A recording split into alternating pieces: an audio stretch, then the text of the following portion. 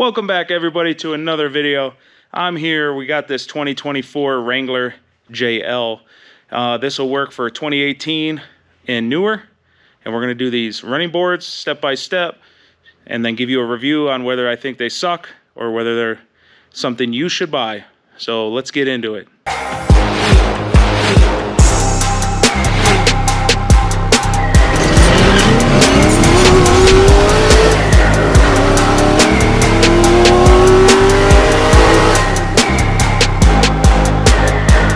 Step one, you're either going to roll on your back, get underneath, or you're going to jack it up in the air so we can get to the rocker panels and remove the factory ones. RedRock, built for fucking adventure, bitch! Everything comes wrapped up pretty well. There's a box with hardware, and then there's a little baggie with sewing advertisement stuff, and then instructions. You have two hardware boxes. One's labeled L. One's labeled R for left and right. Left should be driver side, right should be passenger side. Everything inside is like individually wrapped, which is cool. They're all powder coated. And it's a little bit complicated. This one's explaining on driver side and passenger side because the orientation of the bends is going to be different. You're going to lay everything out like this first. So you have these with the studs. This is the one that looks different and it's super off to the side. And then we have two of these that look the same. And then we have two that are bent to the right. And the one that's bent to the left goes to this goofy one. So we're doing this section here, which is the driver's side. Lay it out like this though, and then we'll get to building these things. We need to remove this one. We have a bolt here, and we have a nut here and here. And that goes all the way down. So you got 3 per section for a total of 9. The large bolt here is a 13 millimeter. Go ahead, remove that. Use a 10 millimeter to remove the nut on each side of the main bracket. Once all the bolts and nuts are off, you slide it forward on both sides, and then it'll just drop down. See, the studs will clear, and then it'll drop down. Until then, it's held up here, and you're going to need 2 hands for this or a helper. Pick one. You're going to grab these brackets in the order that they were from front to back. You put the little lock washer, then the big washer, and then the bracket obviously needs to be there. Here's the middle one. Here is the rear one.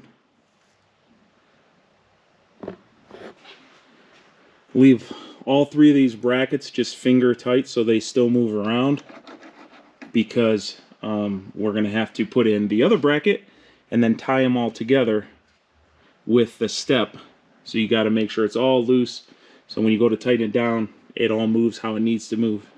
Take this long bracket with the studs, you slide it through, then you're going to have these 2 brackets here touching.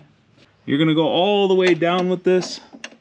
The middle and the back are on, this is on the front side of the bracket, and the front one, it's on the back side. Just put everything finger tight. For the bolt that goes through the middle here, it's going to be the shorter version of this with the small washer. And you put it in from the front to the back.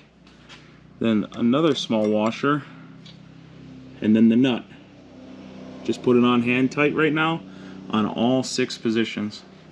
Go around, make everything sort of finger tight so it all still moves and you can wiggle the stuff around.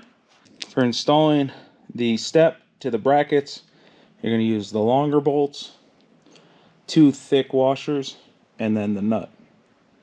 As you put the step on, we have the step here on the front of the bracket on all of them. We put the bolts in from the front and let the extra hang out the back. There's the middle, and there's the back. And now you can see why you want to leave all this stuff loose, because we need to get all of these where everything touches, right? We need it all to touch, and in order for it all to touch, we need everything to still move around. Now that everything is set up, but it's still hand loose, we're going to start tightening everything. First thing we're going to tighten are these two 10 millimeters there. Get that pinching this pinch weld and nice and tight. Next, grab your 13 and you're going to hold this where it's flush. See that? So we're going to hold it up a little so it's flush. Then we're going to tighten down that 13 mil and go down the line. These are tight. Next step, now that this is locked down and this is locked down, we're going to lock these two pieces together by tightening this. That requires a 16 and a 17 millimeter. Tighten those down by hand. This last step is your preference, but there's going to be some wiggle room because these are slotted brackets here. So you can either push them into the car, out away from the car, or put them in the middle. So personal preference, but you're going to want to have these two brackets perfectly level when you tighten them down, no matter which way you put it, either forward or backward. Once everything's nice and tight, nothing should really wiggle.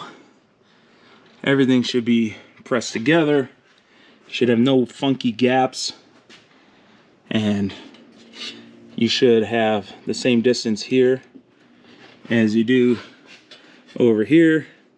Otherwise your whole thing is tweaked side to side.